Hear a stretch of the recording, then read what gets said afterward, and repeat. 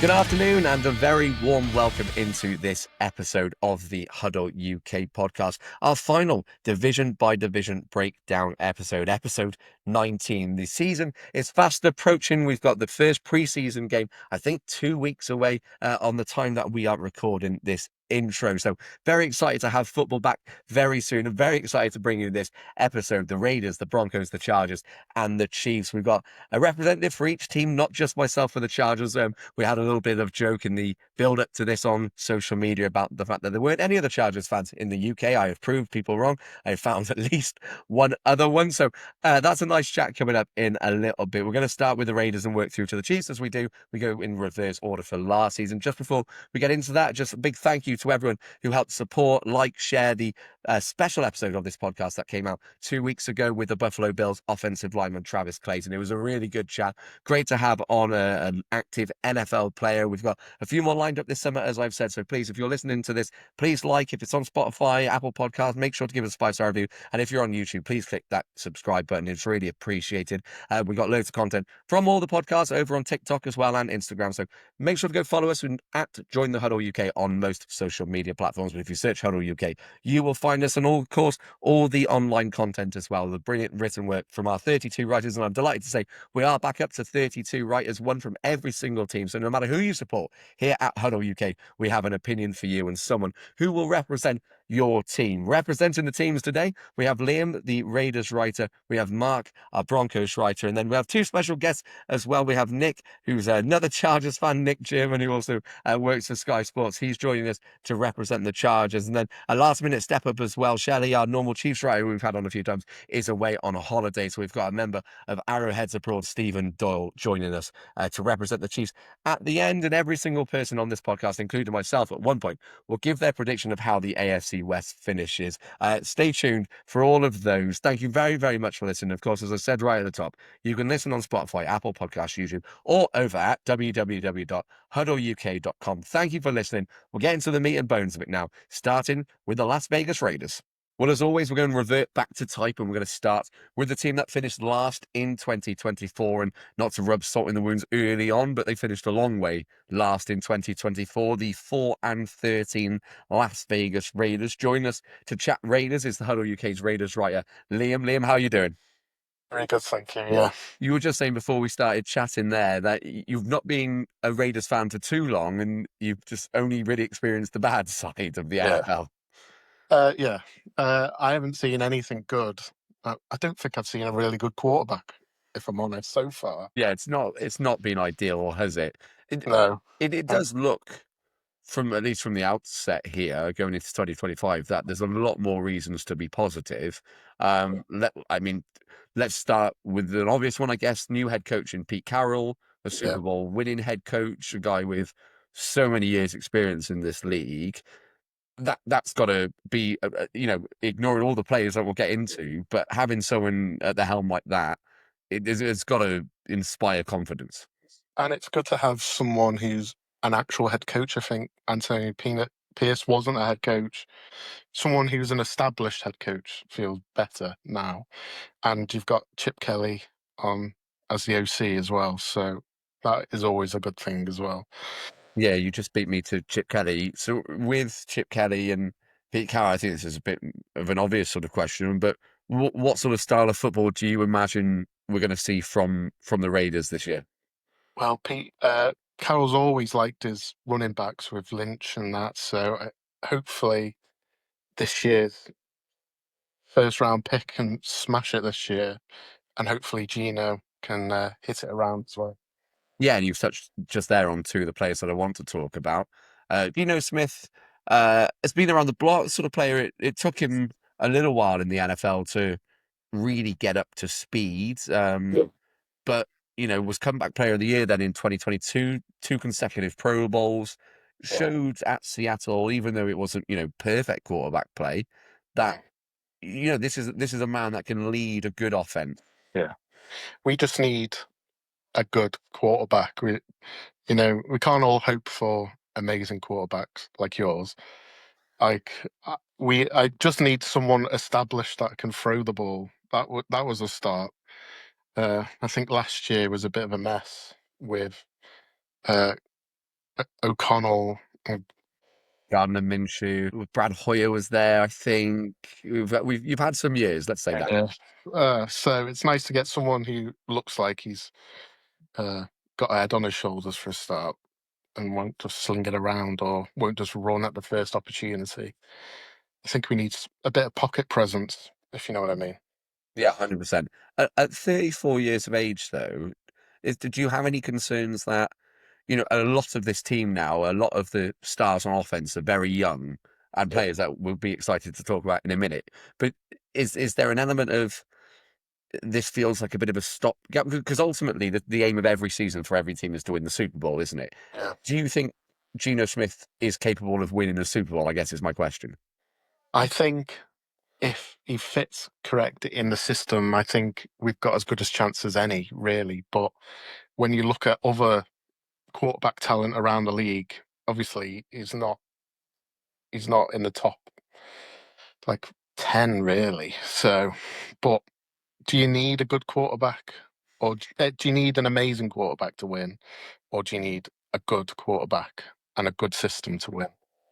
Yes, it was an interesting. I think you need a good one. I don't think you can't get anywhere with a bad one. But I think No, no, for a yeah. lot of people, go You on. can't Sorry. win with an amazing. You can win with an amazing one, like someone else in our division who's lucky to have an amazing one. Do you know what I mean? So Yeah, I know what you mean. And people, I think people harshly criticize Jalen Hurts. I think he comes in for a lot of criticism, which he doesn't necessarily deserve, particularly as a Super Bowl winning quarterback. But I don't think the most pundits would say he's an amazing quarterback, and so and he obviously won a Super Bowl this year, so can't criticize him. Let's talk about those young studs then. I don't know which one to go for first. Let's go for the 2024 pick, Brock Bowers. I, I don't like the Raiders. I'll be on the record, but just simply as a rival team of my team, the Chargers. And my best mate is a Raiders fan as well, so I can't enjoy watching them. And 2 years in a row now, the Raiders have selected my favorite offensive prospect in the draft, which infuriates me more than I can say. Brock Bowers, you could argue, is the best tight end in the league after one season, which is quite something. Rookie tight ends don't normally do that. The last couple of years they have in Sam Laporta and then Brock Bowers, but this is a player, as long as they keep him down to contracts, who could be elite for a decade. yeah, I think he was voted the best tight end this year by coaches and GMs. I think so. That's got to be good.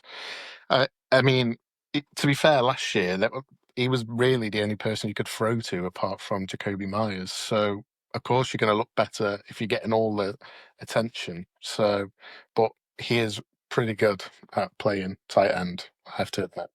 Yeah, he's not bad, is he? 112 catches, 1,194 yards, 5 touchdowns, the receptions and yards, both NFL records for rookies, not just tight ends, for rookie. The yards, sorry, the 1,194 yards was for tight ends, but the receptions of 112 was the most by any rookie, which is remarkable, really. It was also the most receptions in a single season for the Raiders, for any player as well. Yeah, So to do that at a young age at tight end as well says a lot. And you mentioned Jacoby Myers. He wasn't necessarily a player I was going to bring up, but he's a player that, well, given the fact I wasn't going to bring him up, I think says a lot.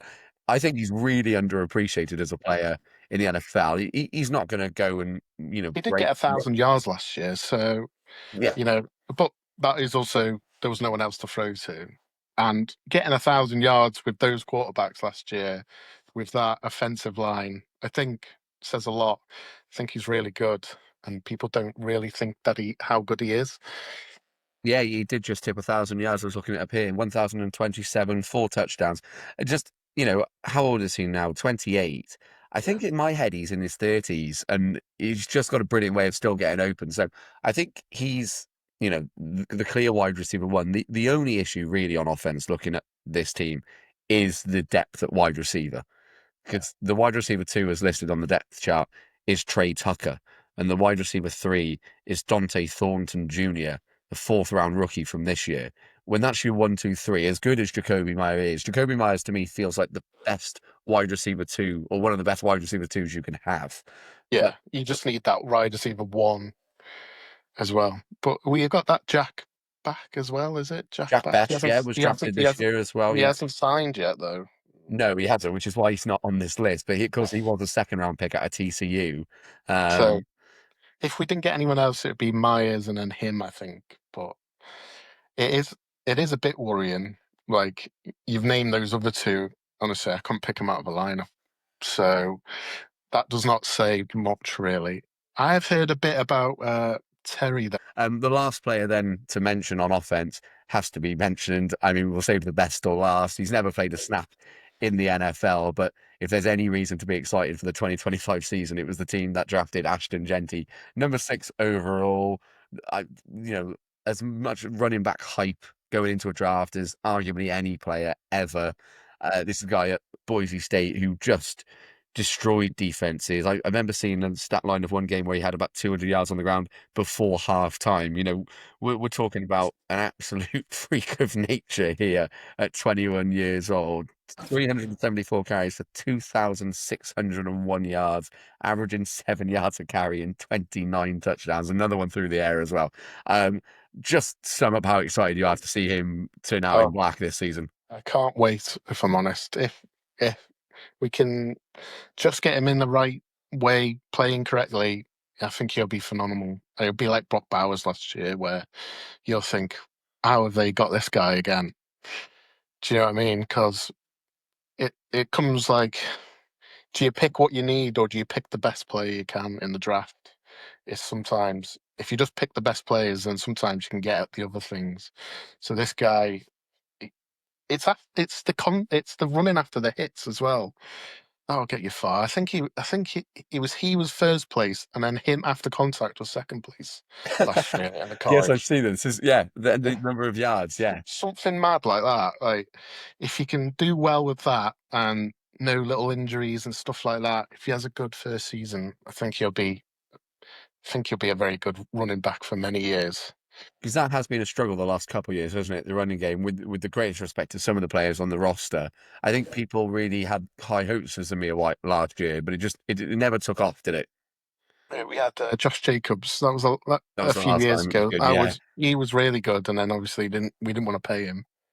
So now we've drafted a running back, and now he's the second highest, I think, paid running back. Yeah, I think something about his contract is the second highest. Getting up the list now. Really? Highest paid running back. So I assumed it would be Saquon first. Saquon is first, yeah. I saw something he is now the second highest paid, maybe in guarantees, maybe in something like that. In fully guarantees, you're absolutely spot on. Yeah. So the total value of the contract, which is the same as the fully guaranteed, is 35.8 million, which puts him £100,000 behind Saquon Barkley and a good 11 million in front of Christian McCaffrey, Derek Henry, and some of the others. His average per year for the contract is a lot lower than those. Saquon's on 20 million a year, whilst he's on 9. But yeah, you're spot on there with your fact there that it's fully guaranteed. He is the second highest number for any running back in the league, and he's never played a snap. No. Which the only fear here though is if he's just good. Mm. Do you know what I mean? If he's only okay. I'm trying to think of a running back I would compare that to sort of in the league. If he was Aaron Jones, like really solid, good running back, that's a disappointment, isn't it? That's the risk that comes with taking a running back 6 overall. He has to become now the next Barkley, CMC, in that field. Otherwise, it will be a crying shame. Because it's a high price for a low price position, really, isn't it? Yeah, Saquon did his best last year to try and prove that the position was worth more money. Did a good job, to his credit. Ran the Eagles to the Super Bowl. The other key player on this team, obviously, sort of the talisman, the face of the team, is Max Crosby on the other side of the ball. A player that there was a lot of rumors starting at the end of last season. Was he staying? Was he going? Is staying, which could only be a brilliant thing for the Raiders. What's your sort of value of him a bit later in his career, but also how do you see the whole of the defense? Because I think on offense you've got a lot of these flashy players, these bright names. On defense, with the exception of Max Crosby, it isn't quite as flashy. Jeremy Chinn's one of the more well-known off-season signings.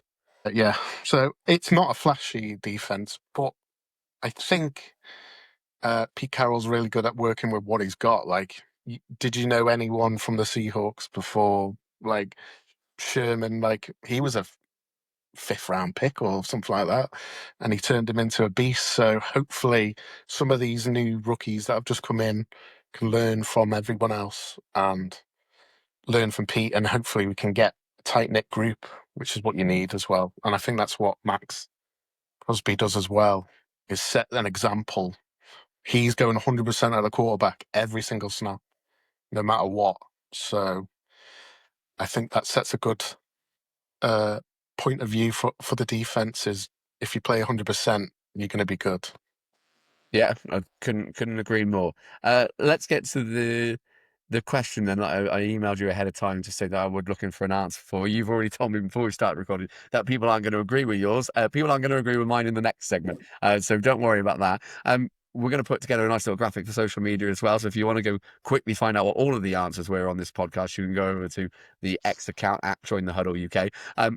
Let's go in reverse order. So instead of just giving it one by all in one, who do you think finishes bottom of the AFC West this season? The Chargers. Just as we were starting to be friends. Okay. Chargers bottom. Who do you think comes third? Oh, Broncos. The Broncos. Wow. Okay. Chargers last, Broncos third. Are you going Yeah. to put yourselves second or the Chiefs second? Ourselves second. Well, Yourself? I'm not silly. Not crazy, not crazy. Okay, Fair. so Raiders, you think will finish second, and the Chiefs top. What would be your expectations then for the playoffs? Do you think this is a finish second in the division, get a wild card, maybe losing a wild card, but see that as a platform to build on? Well, a wild card win would I'd be happy with. Any more than that is a bonus for me. A playoff would be great, if I'm honest. Yeah, that would be. If we could get a playoff in Vegas, do you know what I mean? Like the Chiefs have won more playoff games, I think, in Vegas than we have. Is that true? Wow.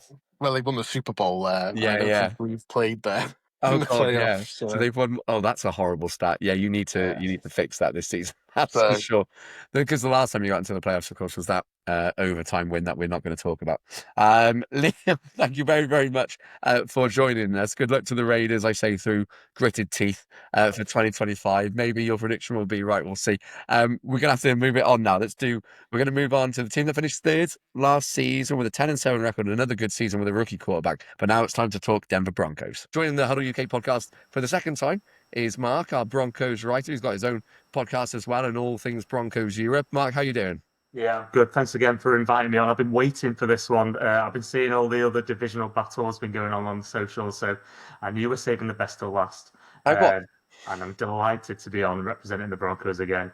It's been a long time since I've been on the Huddle UK podcast. I was back on in the first episode. So Yeah, you were the very first guest we had on, so it's nice to come full circle here ahead of the start of the next season. I think it's only 14 days until the first preseason game with the Chargers, so excited to do that. But I'm going to try and keep my Chargers lit shut. I'm going to take the jacket off in the next segment, and I can't wait to be slightly less impartial. Broncos. So let's talk Broncos. Let's go to last season, as I said, 10-7. Bo Nix, I think, exceeded pretty much everyone's expectations. Not the flashiest quarterback in the world, but in that system was excellent. And particularly impressed me with his work on the ground as well. I thought, there was an upside there that I didn't think he had coming out of college. How would you sort of sum up the season as a Broncos fan? I mean, we were going in expecting an okay season. We didn't know what we had in Bo Nix, did we? And we knew we got a good quarterback out of the draft. We were dead excited about having him. But he went over and above what we thought we'd have. Like you said, he's sneakily good on the ground. He's quicker than a lot of people think. So his legs did a lot of damage, and I don't think a lot of defensives sort of thought he could do that. So didn't plan for that, if that's the best thing to say. He's got a sneakily big arm that scouts didn't think he would have. And he was one of the best quarterbacks at going downfield in the league last year. We don't have the flashiest set of weapons. We don't have the flashiest skill positions on offense, but we did enough last season. We scraped ourselves into the playoffs with that last win in week 17 or week 18 as it is over the Chiefs. I know they rested players, but we got ourselves in there, and then we probably showed where we were last year, and we got we got a beat down basically against the Bills, and rightly so, I think. But we're ahead of schedule. We're looking forward to the season ahead. Bo Nix, we've got him some weapons. We've still got one of the best defenses, if not the best defense in the league, coming up. I know we'll touch on that, I'm sure. But yeah, we've kept the coaching staff, we've kept the core nucleus on defense, we've kept the core nucleus on offense, and we've just added to that. So it's going to be an exciting season, hopefully, in what should be a tough division once again.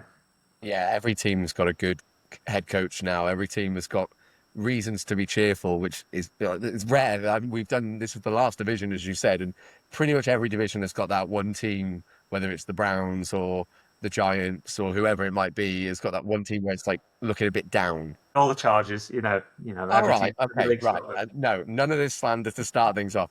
I'm being nice and positive. I'm going to say something. I've gone early. I'm sorry. I'm going to say a lot of nice things about the Broncos in this segment. Again, as I just said to Liam through gritted teeth. Bo Nix, one of the most like clips we had from our first podcast, we did Bo Nix or no Nix. I've tried to do it a few times with other quarterbacks, but it doesn't work as well with any other quarterback names.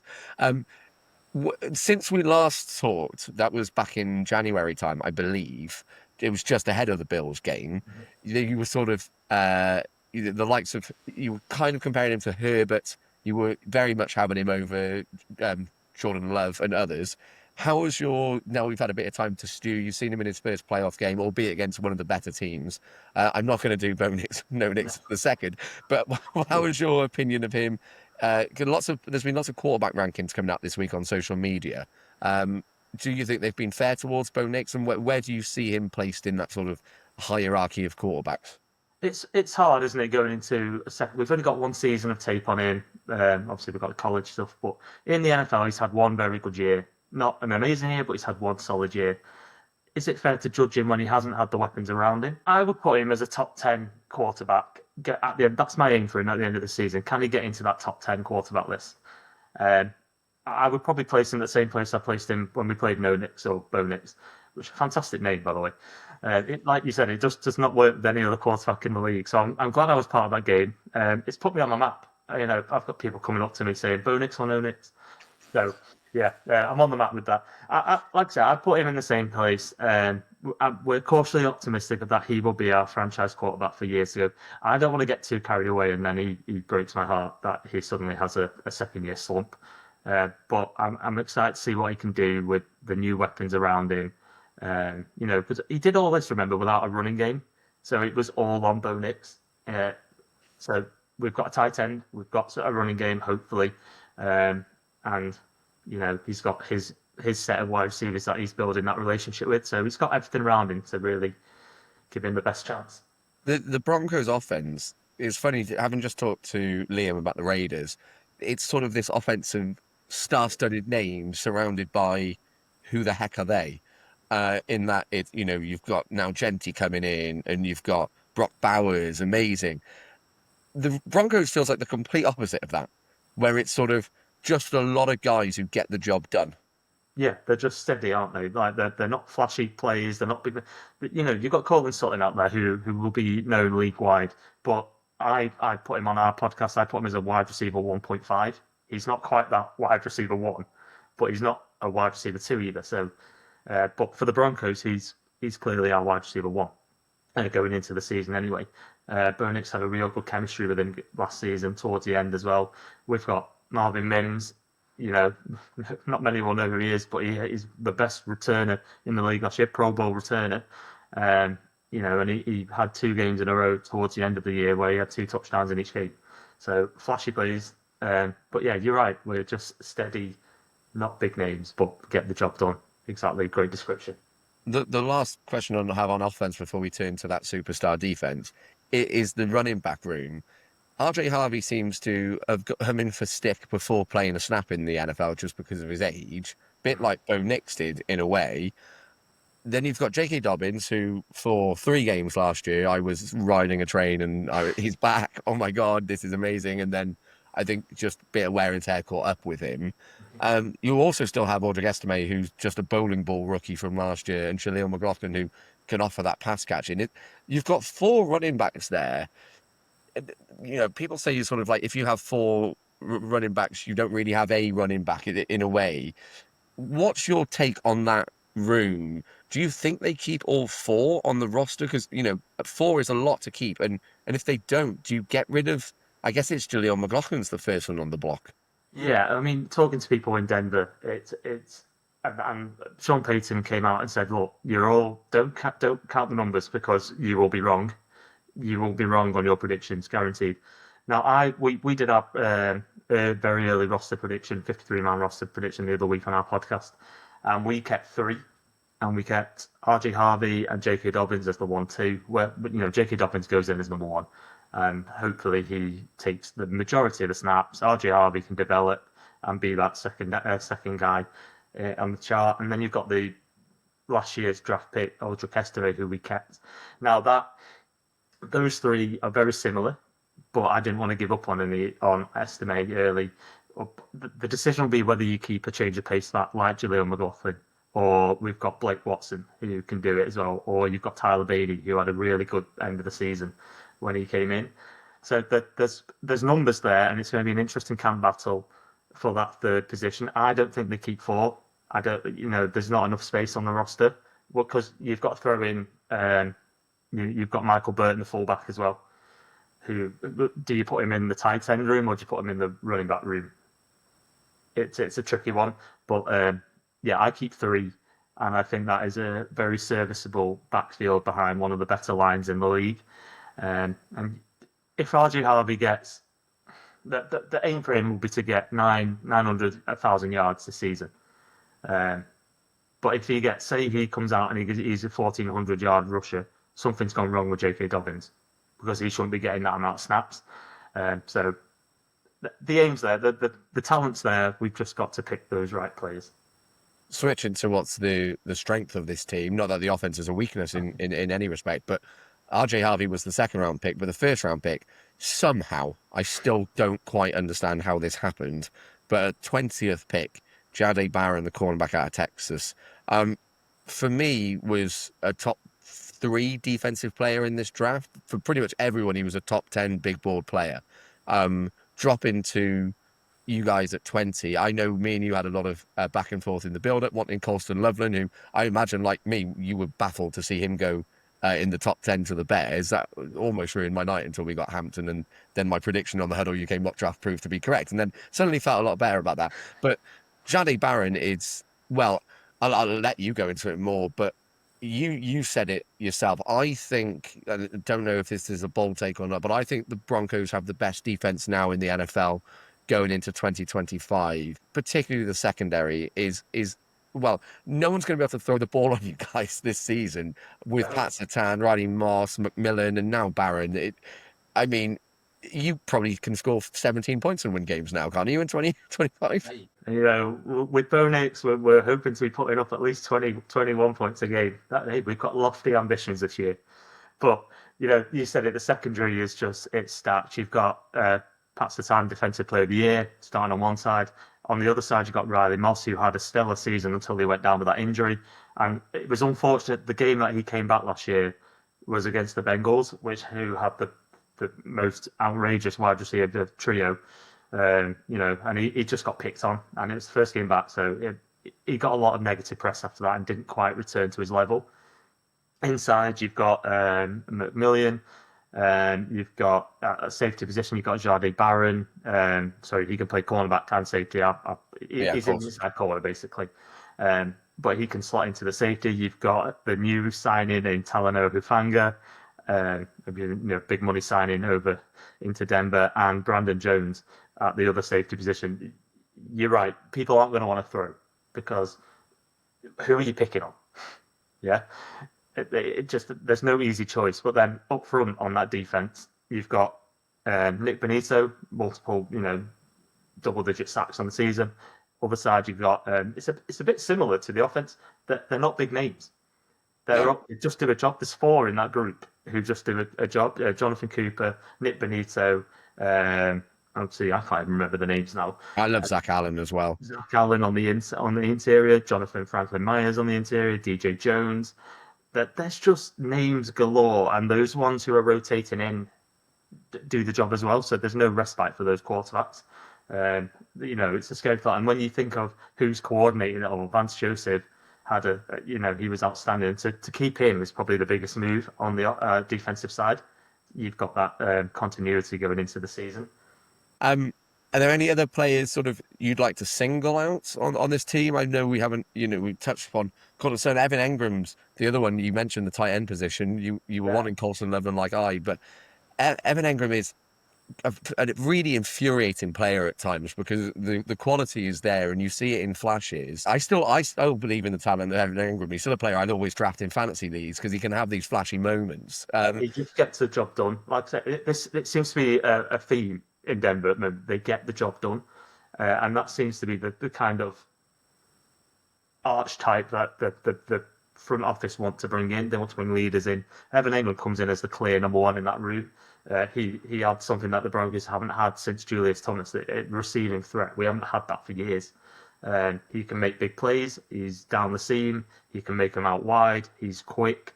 But then we also drafted in the 7th round. I don't know if you saw this one, the 6'7" 1-year player who was a basketball player. When they tried to get highlights of him, they couldn't find any, so they found basketball highlights from college.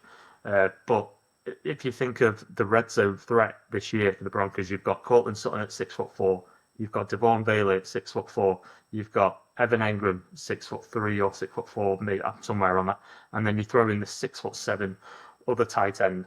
Yeah, Caleb Lowe. Yeah, Caleb Lowe. Who are you picking to mark on that defense? How are you stopping that if you're throwing the ball? It's going to be tricky for opposing defenses. And I've gone early on to Caleb Lowe. I'm a big fan of this pick because it could be a massive hit, but then it could also be a massive bust. He caught 4 passes last year in college, all 4 for touchdowns. So I'm excited to see what he can do. But yeah, Evan Engram it was an exciting one. It's the one we all wanted to come in at tight end in Denver, and I know he left the facility after his meeting and went to LA. And we were like, oh no, he's left us. He's not coming back. He left without a contract. He went over to the Chargers, but ultimately he came over and got the job done for us. So yeah, we settled for Tyler Conklin, which I don't think is an awful pickup but we'll get into the Chargers next up. Looking at the start of your season, it's quite, I'd say, generous. Mm-hmm. The first 2 games, then very much less generous. The Titans and the Colts, 2 teams. I know the Titans now have their new guy, the number 1 overall pick in Cam Ward. Who knows who's going to be the Colts quarterback at this stage, but that's quite a nice way. I think the Broncos realistically have to be targeting wins in those first 2 weeks if you want to lay down a challenge this year. Yeah, we really should be 2-0 going into that 3rd week. I'm just loading up the schedule here. But let's say Titans, you've got to expect the Broncos win there. They're going to go in as firm favourites. I think on the early spread it was 7.5 already. Colts, Anthony Richardson's there, but he didn't do a lot last year. So again, quarterback position is unsettled.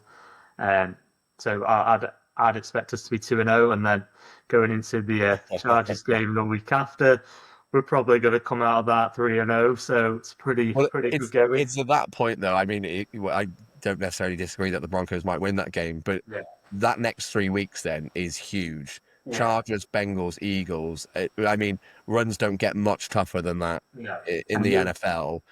The saving grace against the Bengals is that if we can stop them on offense, we're going to put points up on them because their defense is just terrible. And they failed to sign their number 1 draft pick, haven't they? So Shemar Stewart. We're recording this on the Thursday. By the time this comes out on the Saturday, our Bengals writer, Sean, I know he's currently, as we're recording, typing out his thoughts. I imagine there's steam coming off his keyboard at his infuriation at that situation, which is baffling. But we won't go into that. Well, I'll let Sean carry that. But if you go check that out over on the HuddleUK website. But yeah, as you say, the defense there isn't, let's say, solid.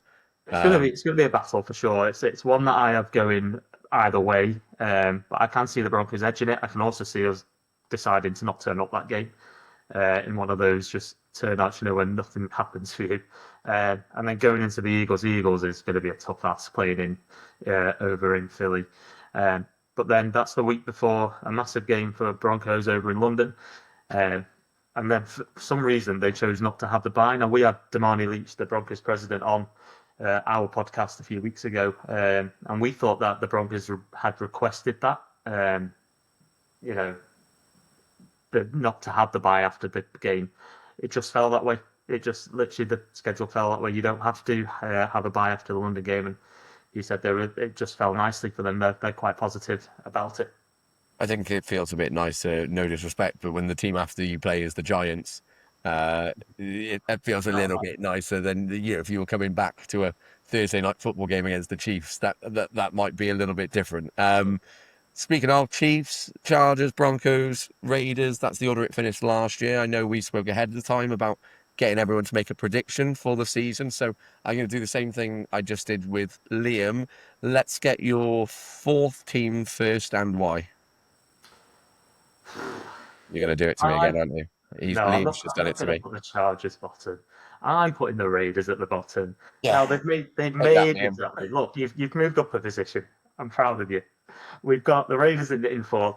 They've made some good some free agent signings. I think they're better than they were last year. This shows how good the division is hopefully going to be. I wouldn't be surprised if they went out and beat a load of us because the rivalry. They've got players who want to be there. They signed my most hated player in the league, Crosby, to a big deal. He winds me up every time we play them, but he can turn a game on its head. He can get that win out of nowhere. They've got sneakily good weapons on the offense in Gianti, and we all think he's going to be a superstar to come. So that running back room is scary. You've got Brock Bowers, one of the best tight ends in the league last year. It's been one of Denver's Achilles' heels is covering a tight end. Now, hopefully, we've signed a player who will do that for us in Hufanga, or Dre Greenlaw. But yeah, that Geno Smith isn't the most inspiring quarterback to me.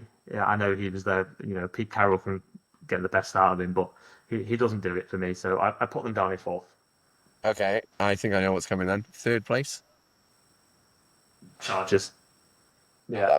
It's a toss-up, right? It really is a toss-up for me on this one.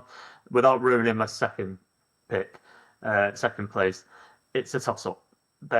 You've got good players. You've got Justin Herbert, who I said I'd put on par with Bo Nix. He's a very, very good quarterback. You've got one of the picks I wanted in the draft if we were to go offense in Amarian Hampton.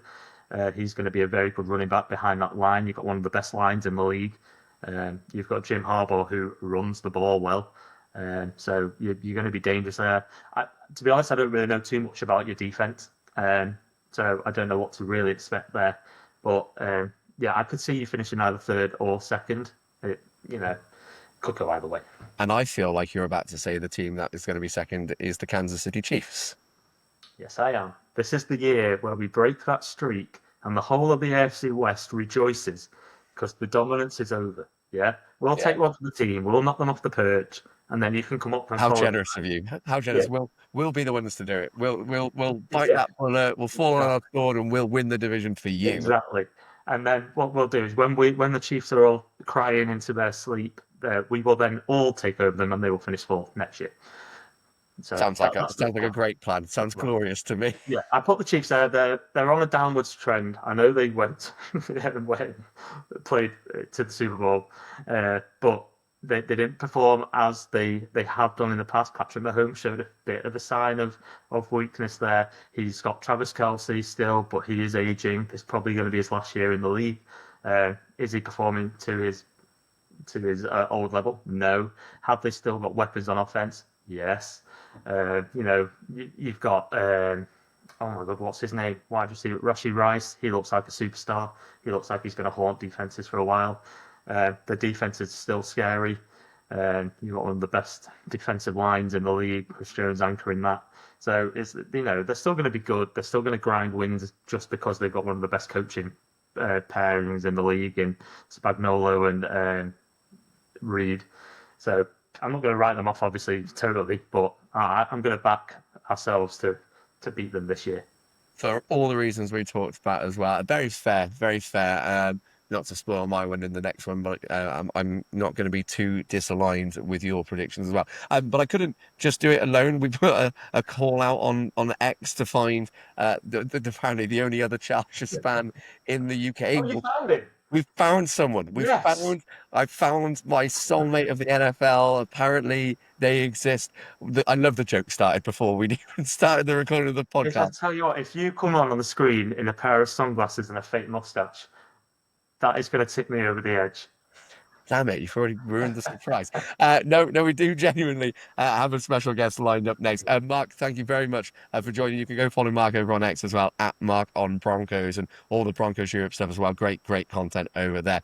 Good to have you on. Good luck to the Broncos again through gritted teeth. Now it's time to talk about the best team in the AFC West. We've gone through every division. We couldn't put them last because they didn't win the division, but it's time for the Bolts. Well, I always want to save the best till last. On this occasion, I can't do that.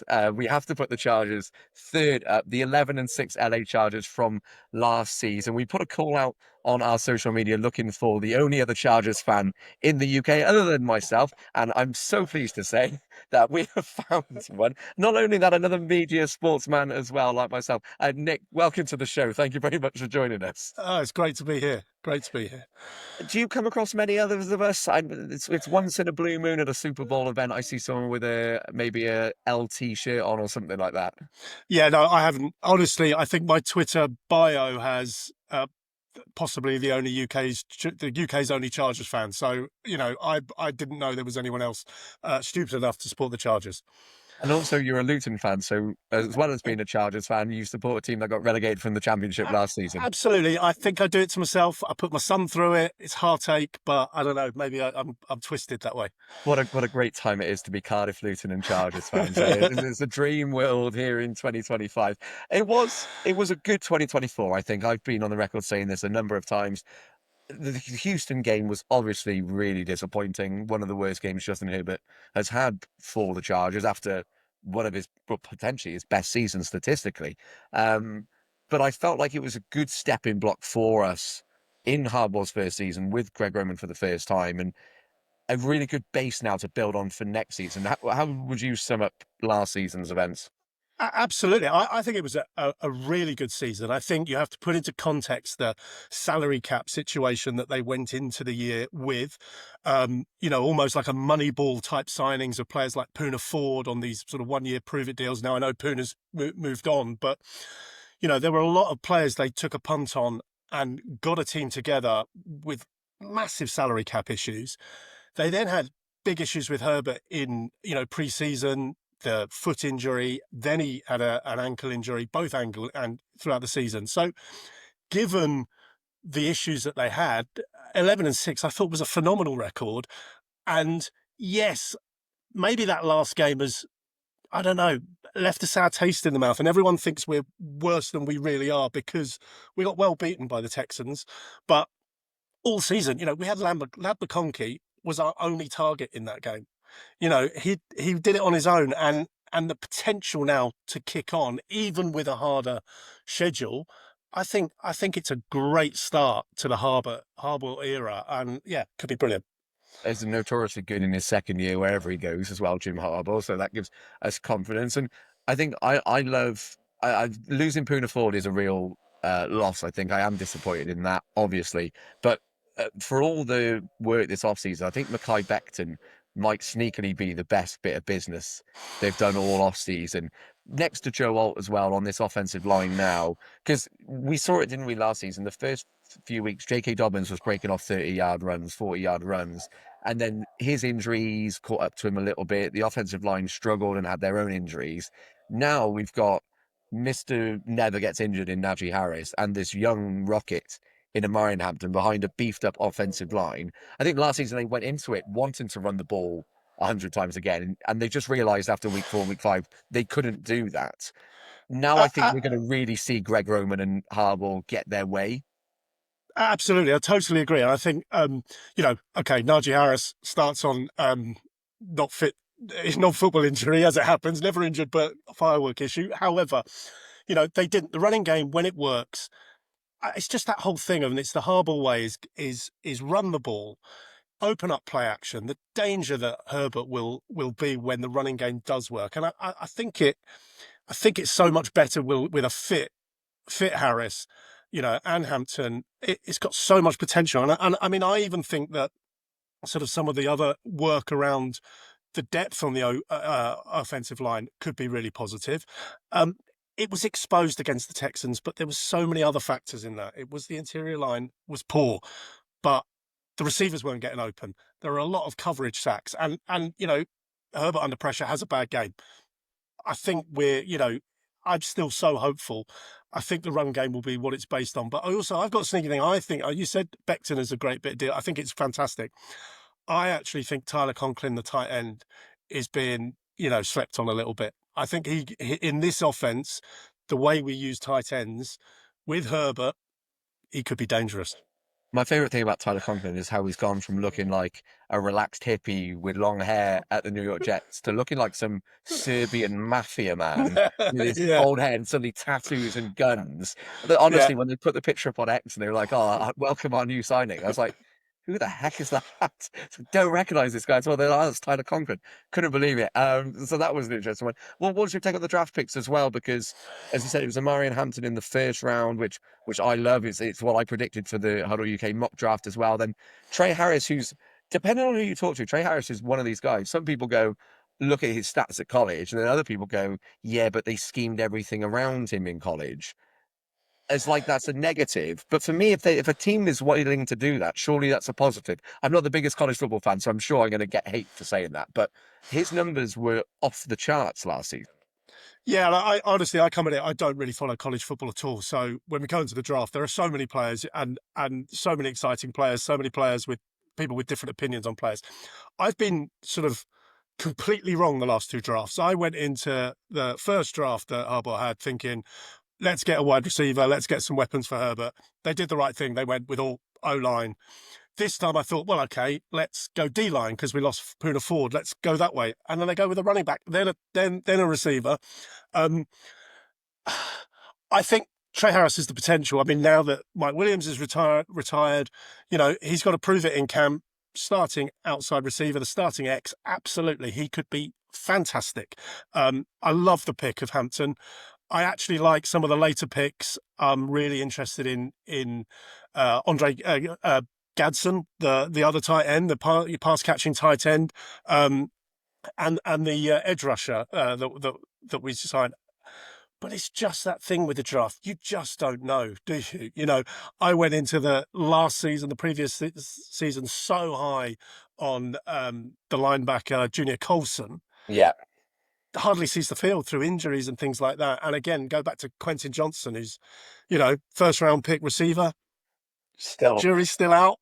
Still holding out hope. I think he got 9 exactly. touchdowns last year. We all not writing him off, but jury's out.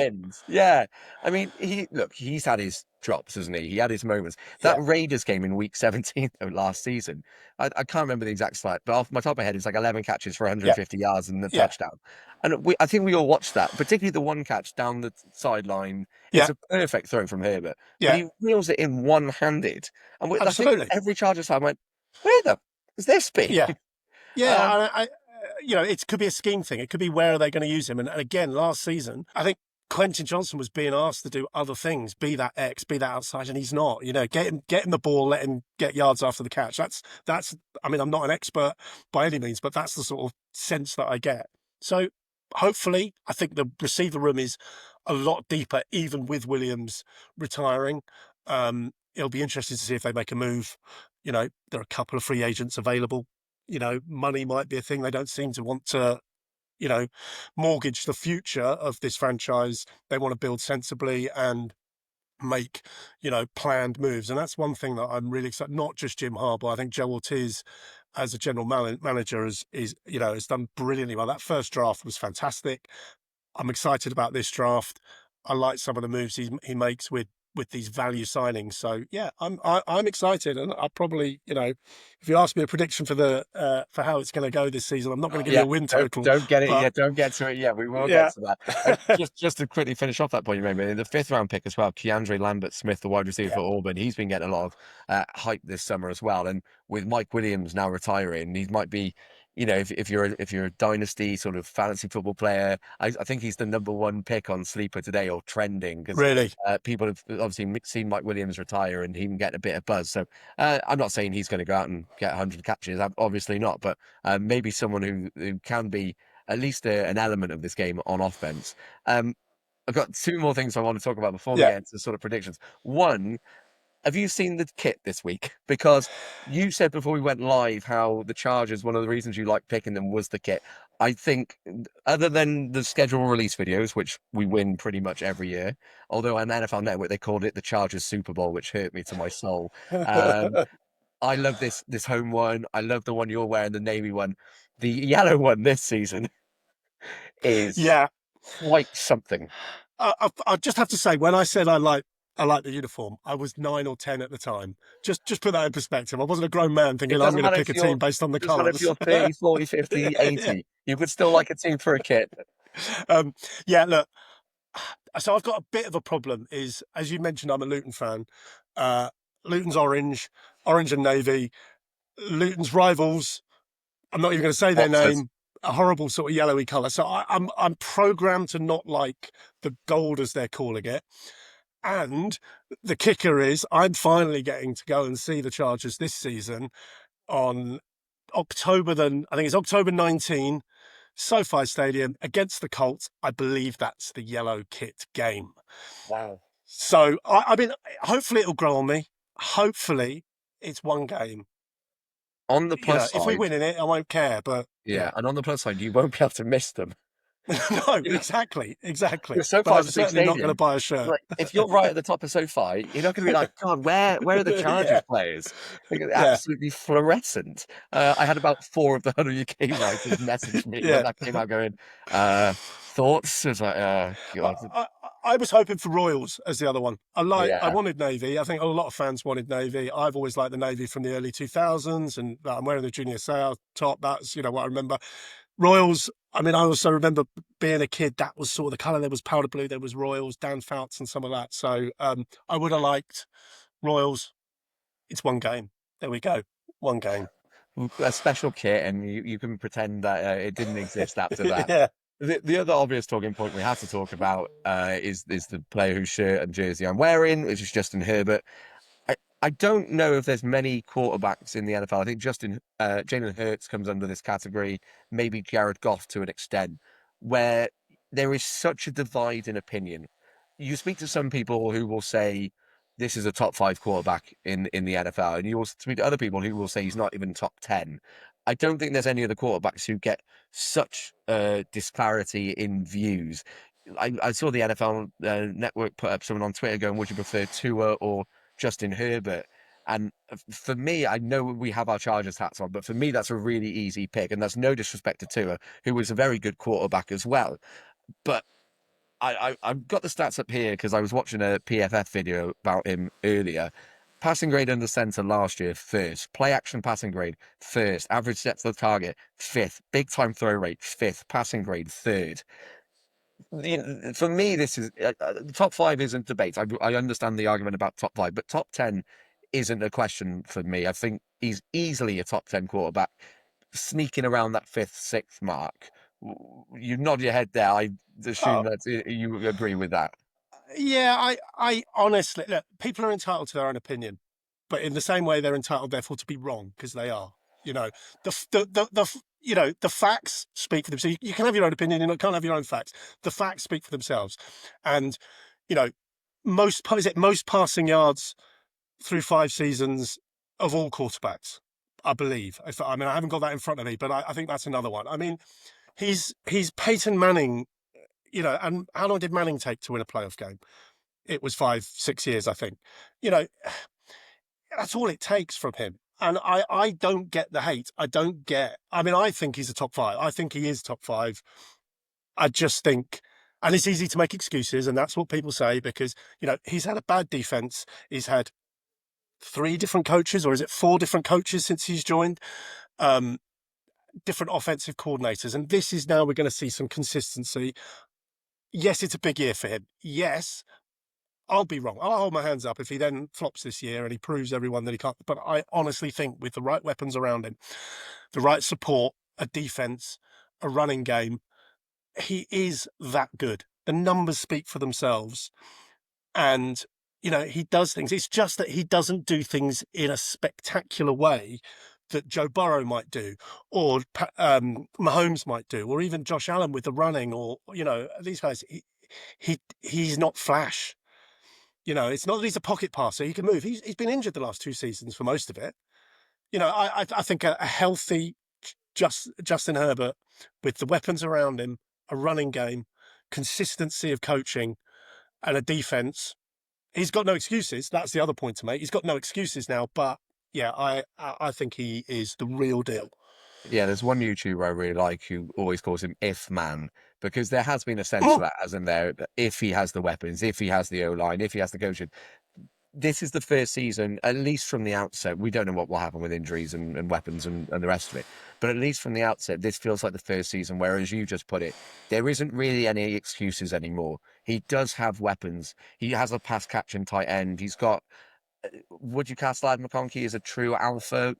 I think Mark, our Broncos writer, referred to Cortland Sutton as a wide receiver 1.5.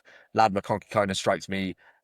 After just one season, I wouldn't go as far as putting him as that absolute number one guy, but a brilliant rookie season nonetheless. Already in the top 100 players on the NFL's rankings, just at number 100, but did sneak in it. I guess if I'm trying to be impartial and take the jersey off for a minute, the slight you have to put on Justin Herbert, and that everyone has put on Justin Herbert, is his 2 playoff games, particularly this one against the Texans, where he threw more interceptions in that game than he had in the whole regular season.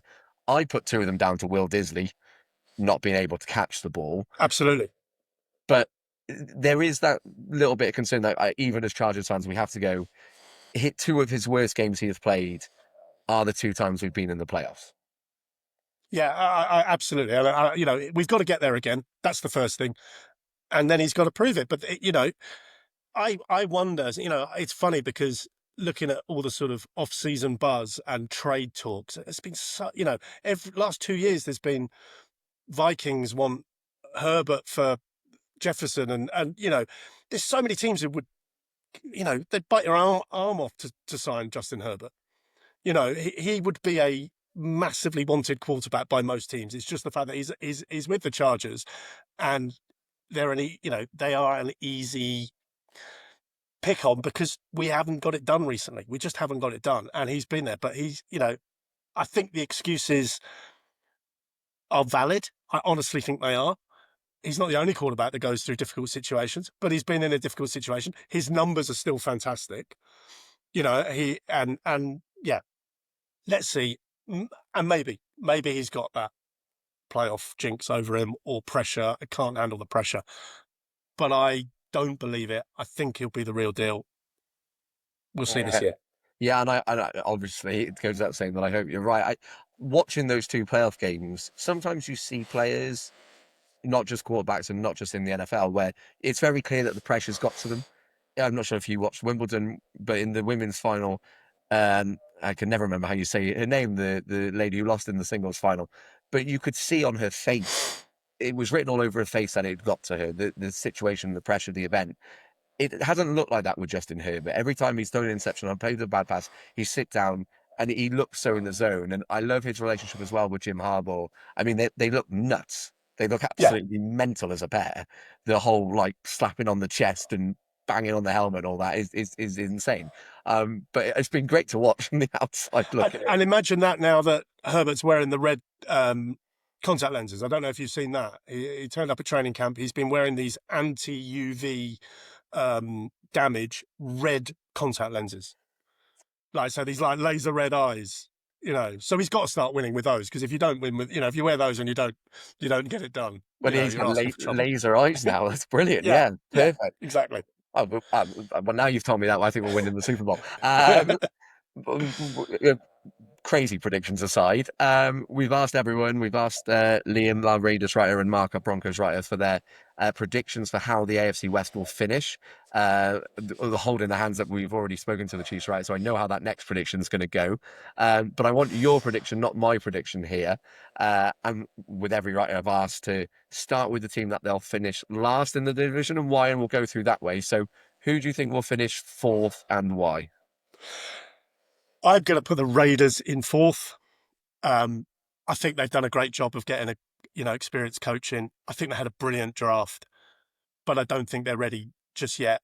And I think the division could be like an NFC North this coming year. I actually think there's every chance. The Raiders will have an easier schedule than the other three teams in the division. They've got some weapons now, particularly, offense, amazing weapons. Have to see how the quarterback goes. But I think they'll do well. I just think they'll finish fourth because someone has to finish fourth. Fair enough. This is, with the exception of Liam, who was the Raiders, right? Everyone else, even not on this podcast, when I speak to people about the AFC West, most, with the greatest respect to the Raiders, most predict the Raiders will finish last. And after that, it gets more confusing. And there is a very good possibility, much like last season, that the other three teams are all playoff teams again. So who do you think is third? So I went round in circles on this a lot. Because I think it could be the same record. I think these two teams, the second and third teams, could have the same record, good record, So, enough to get in the playoffs. Do you but want it'll to be a tie. Are you going to shoot your shot then and say joint Yeah. seconds? Okay. I'm actually going to go joint second, but they'll lose out on their record. I'm actually going to put the Chiefs in third. Wow. Yeah. Big call. No, I've got my reasons for it. It's crazy. Look, 10 one-score games last season, right? 10 one-score games last season. They get it done. Don't worry. They are brilliant at winning. They know how to get it done. Mahomes is exceptional. Andy Reid is fantastic. But I don't think they've got better, and I think the other teams around them have got better. I don't follow a lot of other teams' drafts in the same way other people do. I'm a Chargers fan. I'm going to read and listen to everything about the Chargers. I don't listen to Chiefs podcasts. I'm not going to do it. But I get the sense that they haven't strengthened in the ways they need to, and it's inevitable. They're going to have a first place schedule. It's going to be the toughest schedule of all the teams that in the division. Have they got too much better? I don't think they've got well enough, and I think it'll be close. I don't think they're like third well adrift. I think it'll be like NFC North, three teams going for, maybe all three could win the division with the last 2 or 3 games to go. But I'm going to put the Chiefs. There we go. Bold prediction. Chiefs Bold third. prediction. And second, who's on potentially the same winning record? It's the Broncos. It's going to be the Broncos. I'm not, look, I think, with Sean Payton, another year getting that team together. Look, again, I think they had a really good draft. Everyone loved was it a cornerback or safety they took in the first round? I'm surprised they needed. Yeah, I'm surprised they needed to add. I thought they were good enough anyway, and I wondered, but I think, Bo Nix came alive against the Chargers last season and finished the season really well. Jury's out. Perhaps we don't know how he's going to do in year 2. Could be really good, but I'm going to put them running the Chargers really close. But I'm going to put them second. Okay, so that means that in first place in the AFC West, you are predicting the LA Chargers. That puts a smile on my face. Give me your prediction for your sort of like ceiling and floor then for win records and your justification for justification for putting the Chargers top. I think a lot of people sleep on the Chargers, and I do this every year, to be fair. So I'm going to also caveat this. I do this every year. I get so hyped up in the off-season Super Bowl champions. I read everything about the Chargers. I get excited about the Chargers players, and I sort of forget about some of the other teams, if I'm honest. So I'm not paying attention. But I honestly think that Harbaugh in year 2, Herbert with consistency of coaching, a running game that I think is massively improved, more targets on offense. What Jesse Minters does with that defense, even without Poona Ford, I think they'll replace him in the aggregate with who they've signed. And I think they hit on something, moving Derwin to the big nickel and Elijah Molden and Alohi Gilman as safeties. I think they hit on something with that look on defense. Yes, the schedule's tougher. The only route for it not to happen is that we come undone because we've got a bit of a harder schedule. But I think I am naively perhaps super optimistic about this season. Interestingly, I think this is probably as good a point in this episode as well for me to give the totally non-biased HuddleUK prediction for it as well. And I am going to try and keep this bold, but not too Chargers. I agree with you that the Raiders will finish fourth. I also agree with you, probably naively, that the Chiefs will finish third. But I am going to go against the grain and with the top 2. And I've said it on multiple podcasts. The Broncos are my sneaky Super Bowl pick this season. I just think as I just said to Mark in the last section, I do think they have the best defense in the NFL, and defense wins championships. And if you can get Bo Nix playing at that level he played at in the second half of last season, I just think they're good enough on offense to get the job done. So I'll say Broncos, then Chargers, then Chiefs. We're going to both look like such fools when I cut this up. Oh, of course. And the Chiefs go and run away with it again. But it can't happen every year. It can't happen every year. There's supposed to be parity in the league. So surely one year, teams are going to finally overcome the Chiefs. We've said that 9 years in a row. We've been wrong for 9 straight years. This is the year. This is the year. We sound like every football fan base ever. This is the year. And Nick, thank you very much for taking the time for joining the Huddle UK podcast. It's great to chat to another Chargers fan. Nick, as I mentioned, is over on Twitter, or X, I always get it wrong, at NickGerman1. So make sure you go follow him. If you want all your Luton Town and Chargers podcast reshared over there.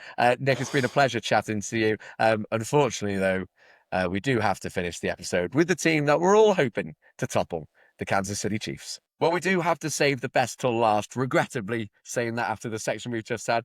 Thank you to everyone who's been on so far, but we do have to finish with a team that has dominated the NFL for the last few years. Not the reigning Super Bowl champions, but the team that have won it more times than most in the last 7 or 8 years. We were going to speak to Shelley, our Chiefs Huddle writer. Unfortunately, she forgot she was on holiday this week while we were recording, but we've got a brilliant replacement who's also on holiday and has stepped up to the mark. Arrowheads Abroad, Stephen Doyle. Stephen, how are you doing?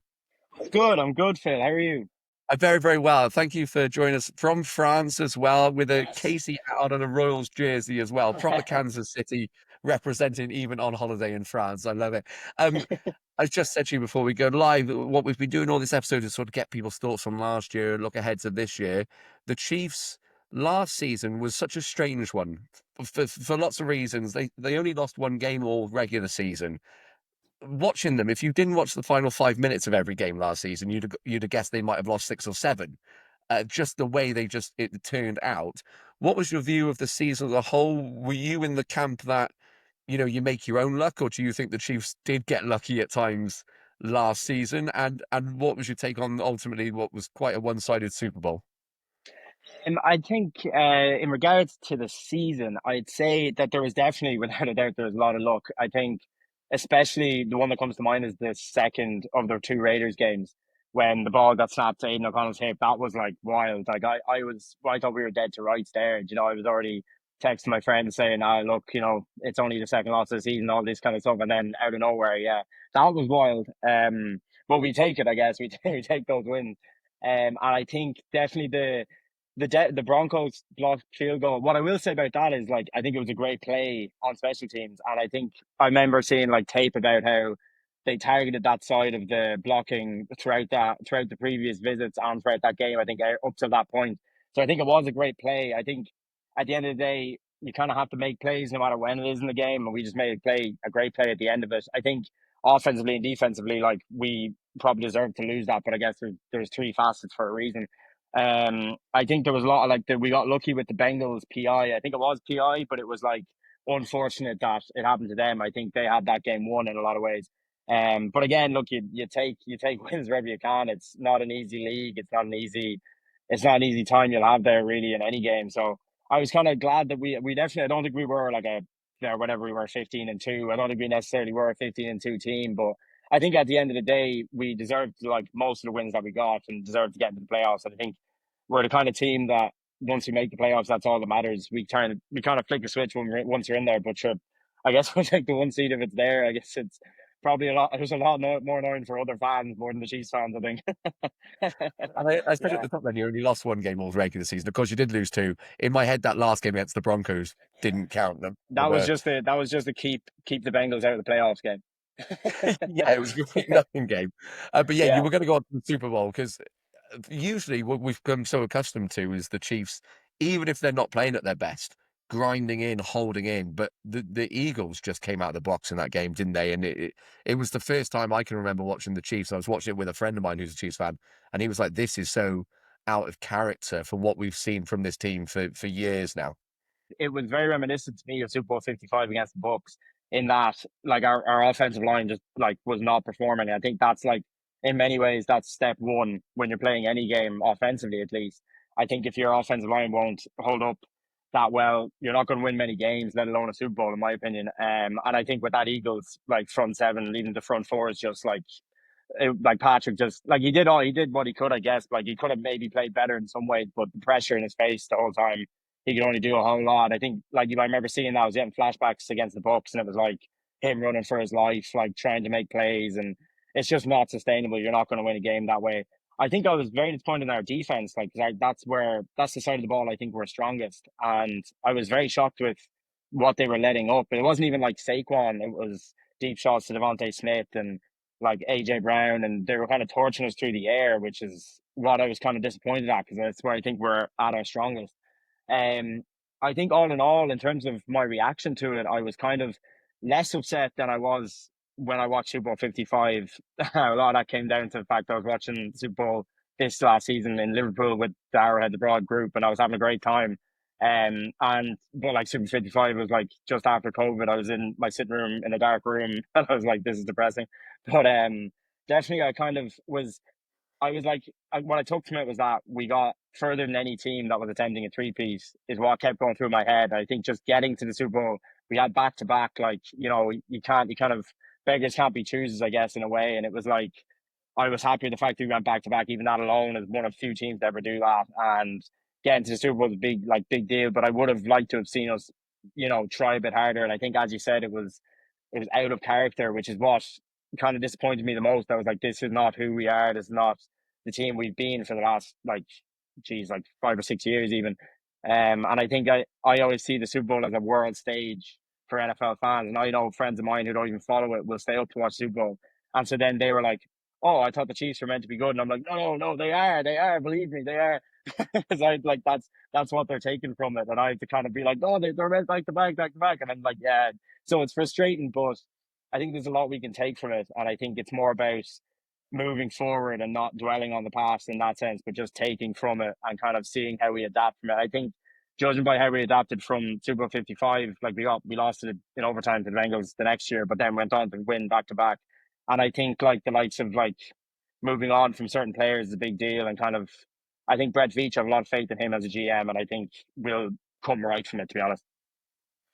Is it funny being a Chiefs fan going, if you go back 7, 8 years when you guys were doing well, because you'd had such a long period of being not a great team, people Yeah. were like, "Oh, it's the Chiefs, let's go KC." And now, even though the Eagles aren't a particularly well-loved franchise, in the Super Bowl, pretty much everyone who wasn't a Chiefs fan, or maybe Cowboys fans and Giants fans, were rooting firmly for Yeah. Philadelphia. Yeah. In It's funny now being on the other side of that and being the Giants that everyone hates. Oh, completely. I kind of find it funny more than anything else because I remember back to Super Bowl 54 against the Niners and the previous year when we got knocked out by the Patriots because the Patriots were the big bad in the NFL at that point. And I remember everyone rooting for us. And that, like, Patrick Mahomes hasn't changed, like, his personality. Like, he's still as competitive as ever, but it's like people seem to find, like, bad things about Chiefs players and kind of latch onto them in a certain way, and it's just kind of funny to see. But in my opinion, it just shows that we're winning. I think if we were losing, they wouldn't care, or they wouldn't be like making up these things and like kind of like having these opinions. And then I find it funny as well that like people used to hate the Patriots so much, and they're kind of like the Patriots have had this like since they've died off. It's been like remember the Patriots? Like, oh, that team was amazing. Oh, they're great. And I feel like I know that the Chiefs will eventually, like once like the kind of cycle runs out and like we get back to kind of mediocrity again, I feel like people will start to have the opinion of like, oh, they look back kind of fondly and be like, wow, like the Chiefs team is really good. And I even see like graphs and like on Instagram and stuff of how like Patrick Mahomes had never not played an AFC Championship game, and like when you see it like out in paper, people are like, "Well, holy shit! Like the Chiefs are great!" Like it's amazing. But yeah, I definitely think people's opinion will kind of change over time. But for now, I mean, it doesn't really affect me. I just take it in stride. I think that like it's just a sign that we're winning ultimately. Yeah, there's plenty of talking points as well this off season. Yeah, even this week, I think it was announced today or yesterday. We're recording this the day before the podcast comes out, but that Rashee Rice is going to get a 2 to 4 week suspension, which I think is less weeks or fewer weeks than most were expecting. So I think that's arguably good news for the Chiefs. Patrick Mahomes, the other thing this week was the ESPN's rankings of their top quarterbacks in the league. Mahomes came number one. Now, I don't necessarily disagree with that fact, but I think lots of people would say he's arguably the second best quarterback of all time already after Tom Brady. I think after last season, though, I'm not sure I would say he's the number one quarterback in the league. What's your take on it as a Kansas City fan? My take, like, honestly, I think he didn't have a great season last season. I think, like, the Josh Allen, Joe Burrow, Lamar, maybe even Jared Goff, Jalen Hurts, Jaden Daniels maybe were even better than him. I think there was a lot that were a lot better. I think, like, yeah, if you were to take it just like last season, I think, like, I'd be happy with Josh Allen being number one. I'd be happy with, even you can make the case for Joe, you make the case for Lamar. I think the way I would rank him first would be, if, like, when it comes down to the playoffs, I think that that's ultimately where he is, in my opinion, the best quarterback in the league, because I think when you get to these big stages, he's just proven that he's answered the call every time, he's answered the bell every time. And I think that's where he's at his best. That's where I think he's at. That's where I think he's the best quarterback in the league. And um, I think it's kind of when these clutch moments come around, a lot of people would just think they'd rather have him than like anyone else, just because he's proven. I think he's only had like whatever 3 or 4 playoff losses, and he's had more than a regular season worth of playoff games, and his record in the playoffs is like MVP level. He's like throwing few interceptions, throwing loads of touchdowns. It's kind of, I think that's where I'd have him number one. But I think in terms of regular season right now, I wouldn't have him number one. No. Yeah, I would tend to agree with you that I think it would, based off last season, I think Josh Allen could have that claim to that throne, but also don't disagree with you that if push comes to shove in an AFC Championship game, who do I want on a final drive? I'd probably pick Mahomes. So yeah, it's an interesting debate. You mentioned the offensive line in the Super Bowl. It was the very obvious need for the Chiefs this offseason as well. No surprises then that when Josh Simmons somehow fell to the Chiefs in the first round of the draft, he was the obvious lock pick. He was the player that Shelley predicted in our HuddleUK mock draft as well. So shout out to her for getting that right. They also signed Jalen Moore this offseason, the Chiefs. So Simmons might not go straight in. I know his injury seems like he's on the right track for recovery. But it finally feels like the Chiefs have got, well, at least one, but maybe two players who can plug this gap that in the Super Bowl and at other times during the regular season, it was the weakness of this team. 100%, I agree. I think, like, I've only kind of recently got into college football, but friends of mine would have been into it for years. And so I was asking one of my friends, an Ohio State fan, and I was asking him about Josh Simmons, and he said if he's healthy, he's like a steal at that point in the draft. And if he's able to perform the way he did at Ohio State, then that's like superb. And I'd love to see him excel and, like, obviously not be injured. And I think Moore as well could be there. Like, kind of, I'd like to see a battle between the two of them, to see who would take that spot. But I'd like, obviously, both of them, like, to do something like excel. But even having the depth at that position is huge, because I think obviously left tackle being Mahomes' blind side is such a big deal. Like, he can, and with the edge rushers in the league, even the likes of like Max Crosby with the Raiders, like, you're playing him twice a year. You got to watch out for him in a lot of ways. I think Juwan Taylor, I actually, despite all the penalties, if you just would stop like starting every snap 10 yards back, that would be handy.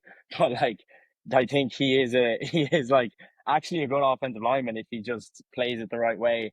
I think Creed Humphrey is the best center in the league, maybe. But I'm kind of debating with a few others. But Trey Smith, I think, was a big deal to re-sign him. I'm glad we got him because he's young, and I think offensive linemen are hard to come by when they're that good at that age.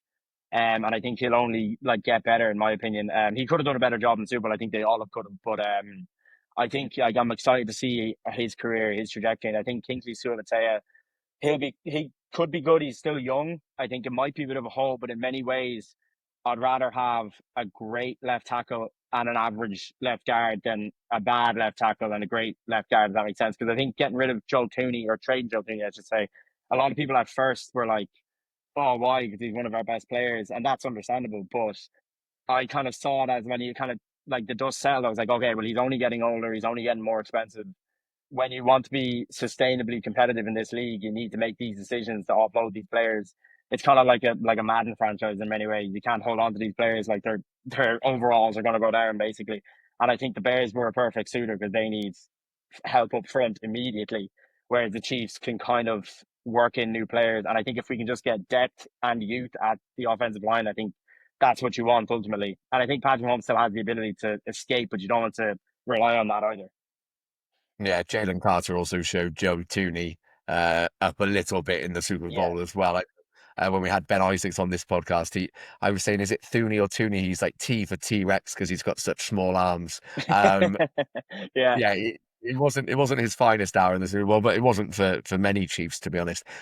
Before I get to your final prediction of how the division is, the first game of the season, had to bring it up, out in Brazil on YouTube, I believe, where you can watch this podcast if you're listening to it on Spotify. That was a good plug. I like that. Against us, the LA Chargers, you had the beating of us pretty much every time. I think the Chargers, as I just said in the previous section, have improved on last season. I think they will be better than they were.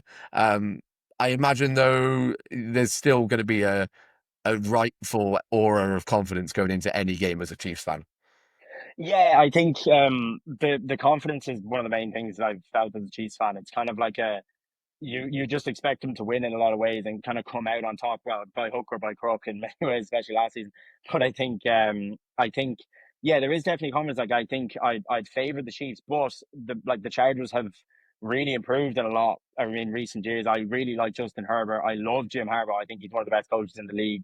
Lad McConkey is one of the best receivers in the league without a doubt. And I think that's like a problem in a lot of ways. You kind of our linebackers have to worry about him because he runs short routes so well.